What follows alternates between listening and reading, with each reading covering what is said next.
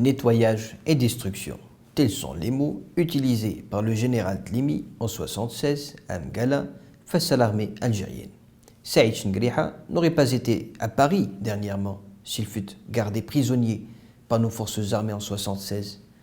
Boumedienne serait intervenu près du président égyptien Anwar Sadat pour solliciter la faveur du roi Hassan II afin de relâcher celui qui devint l'ennemi invétéré du Maroc. Comment nomme-t-il le Maroc déjà? L'ennemi classique. Monsieur le général, dont on se demande l'origine des galons, car celui-ci n'a aucunement participé à la libération de son pays, sous colonie française, auprès de l'armée de libération. Quand le ministre de la Défense française lui montre, lors de sa visite, la photo de De Gaulle, ce n'est pas anodin. Car sans De Gaulle, appelé en 1958 pour boucler le sort de cette Algérie française, Chengriha aurait au plus été, comme en a fait allusion le ministre des Armées en lui remettant le casque de la garde républicaine, un cavalier de la garde. Quand j'entends Tebboune dire que l'Algérie ne peut effacer 132 ans de colonisation et d'atrocités commises par la France par des mots doux, comment va-t-il se prendre cette fois pour justifier cette humiliation française qui convertit un général, ne serait-ce que symboliquement, en un cavalier de la garde républicaine, symbole funeste qui ne peut rappeler au peuple algérien que le sang versé de ces martyrs, des martyrs que Tebboune fait peser dans la balance victimaire de ses rapports avec la France, laquelle France comprit, cette rente mémorielle exploitée à volonté par un régime militaire à bout de souffle, le ministre Le Cornu montra de même des photos des compagnons de libération près de De Gaulle.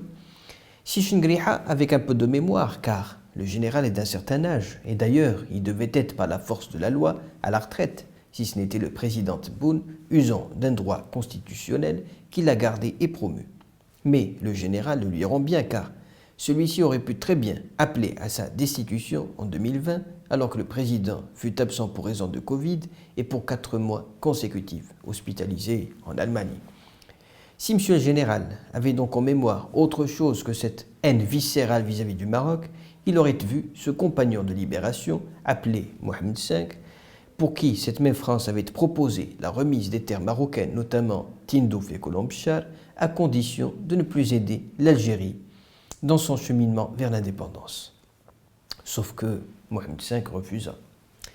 Quelle ingratitude que d'utiliser cette même terre de Tindouf comme base arrière à des sous-traitants de guerre, abrutis par des fantaisies miroitées par leur maître, ce Polisario chéri de Tebboune qui vise une réélection en 2024 et qui dit, donc selon ses mots, ne pas lâcher le Sahara occidental. Le compare même à la Palestine et à l'Ukraine. Poutine sera content de toi. On s'en cache plus. Ce n'est plus comme en 1976 où l'Algérie dit fournir de l'aide alimentaire au Polisario, bien que ce ne fût autre que des armées. Ou des armes. Si Alger est allé chercher des armes à Paris, suite au recadrage américain quant à son rapprochement avec Moscou, Tebboune dit que Moscou est un allié de plus de 60 ans, sauf que je vous défie, Monsieur le Président, d'y mettre les pieds ou d'acter le moindre rapprochement. D'ailleurs, le dernier exercice militaire conjoint fut annulé unilatéralement par Alger et pour cause la pression américaine. Si l'objet donc fut d'aller chercher des armes, je vous réponds par cette phrase de Hassan II qui dit « L'homme sage est celui qui vient chercher des conseils d'abord.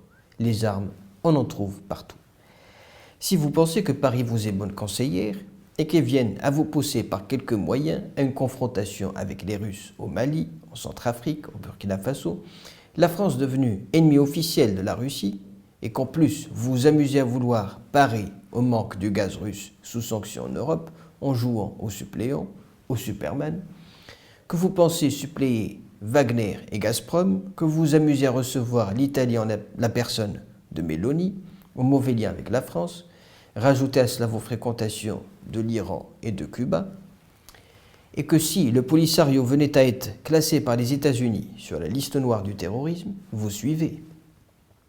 Dites-vous que la géopolitique n'est pas un jeu d'amateurs, enfin, que la haine du Maroc ne vous aveugle pas, au point de vous faire harakiri. Encore le suicide, c'est sauver l'honneur chez les généraux italiens. Pour vous, je crains que ce ne soit une bombe qui vous explose à la gueule.